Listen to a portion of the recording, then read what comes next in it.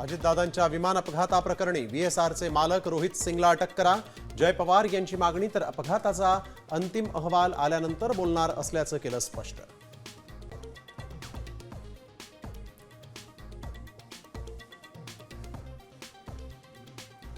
पाठिंब्यासाठी सुनेत्रा पवार यांचा थेट ठाकरेंना फोन. ठाकरे सेनेचे उमेदवार न देण्याची भूमिका. सूत्रांची माहिती. शरद पवारही बिनविरोधसाठी मैदानात उतरण्याची शक्यता. तर निवडणूक लढण्यावर काँग्रेस ठाम. नाशिकच्या दिंडोरीमध्ये कार विहिरीत कोसळली.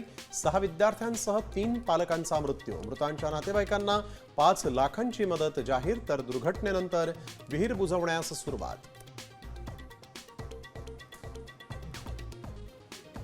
भोंदू अशोक खरात दुबईमध्ये सराफ व्यावसायिकांमार्फत हवाला रॅकेट चालवत असल्याचा संशय.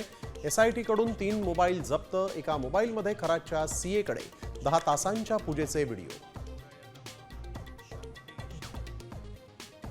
राज्यात बोगस शाळांचा घोटाळा. मान्यता नसलेल्या शाळांनी उकळले शिक्षकांकडून कोट्यावधी रुपये. साम टीव्हीच्या इन्व्हेस्टिगेशनमध्ये पर्दाफाश.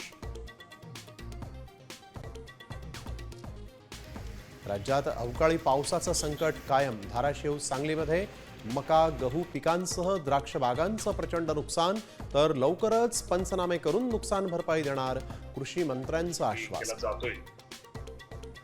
या बाबतीमध्ये कृषी विभागाने त्याची